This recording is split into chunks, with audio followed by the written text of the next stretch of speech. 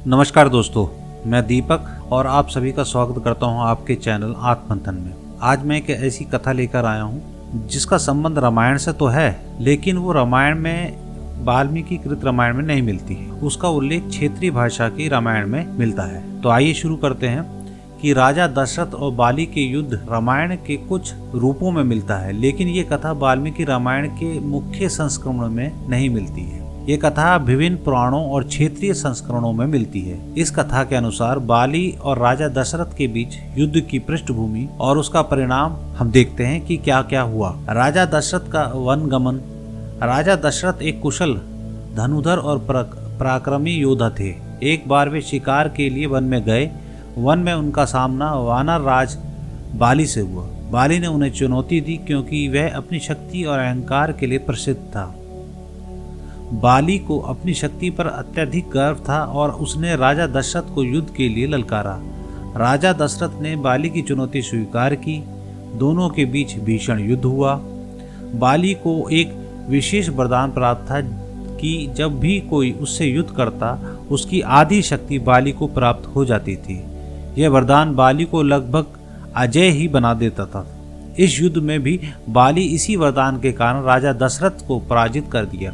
दशरथ अपनी पराजय के बाद बाली से क्षमा मांगते हैं। बाली ने उन्हें जीवित छोड़ दिया, लेकिन चेतावनी दी कि वे भविष्य में उससे सामना न करें। बाद में जब श्री राम बाली का वध किया तो इस राजा दशरथ और बाली के युद्ध के एक अप्रत्यक्ष परिणाम के रूप में देखा जाता है। बाली ने राजा दशरथ को पराजित किया था, लेकिन दशरथ के पुत्र श्री राम ने धर्म और न्याय के पक्ष में बाली को समाप्त किया था। राजा दशरथ को इस घटना से अहंकार का त्याग करना पड़ा। उन्होंने सीखा कि अन्याय और अहंकार किसी के लिए भी घातक हो सकता है। बाली की शक्ति ने उसे अत्यधिक अहंकारी बना दिया, जो अंततः उसके पतन का कारण बना।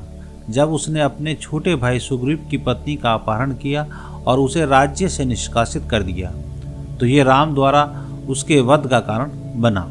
इस कथा में यह संदेश छिपा है कि शक्ति और वरदान का दुरुपयोग अंततः व्यक्ति को विनाश की ओर ले जाता है। श्री राम का बाली का वध राजा दशरथ के पराजय का प्रतिकार नहीं था, बल्कि धर्म और न्याय की स्थापना के लिए था। संदर्भ कहाँ मिलता है? वाल्मीकि रामायण।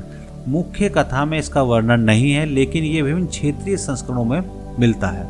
अध्यात्म रामायण। इस कथा का संक्षिप्त इस रामायण में मिलता है। स्कंद पुराण और अन्य पुराण राजा दशरथ और बाली के प्रसंग का उल्लेख किया गया है। लोक कथा और कंबन रामायण यानी कि तमिल संस्करण में राजा दशरथ और बाली के युद्ध का विशुद्ध रूप से वर्णित किया गया है।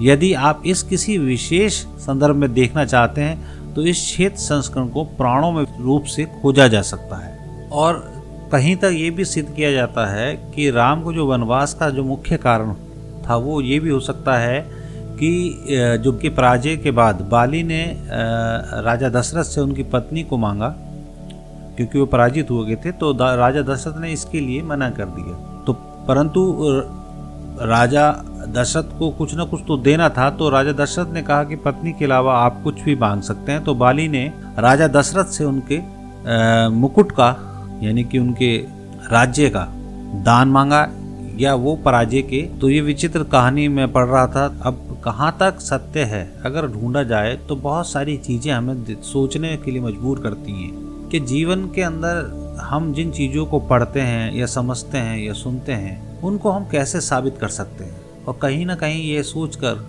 मनुष्य का जो आस्था है वो भी थोड़ी डामाडोल हो जाती है। खैर, इस कहानी को मैंने प्रस्तुत करा आपके सामने ये सोचकर कि शायद इस चीज़ से आपको भी अवगत किया जाए, क्योंकि ये कहानी भी मैंने पहली बार पढ़ी है। खैर, आज के इस एपिसोड में इतना ही। फिर मिलते हैं किसी नए एपिसोड में। आप सभी का बहुत बहुत धन्यवाद।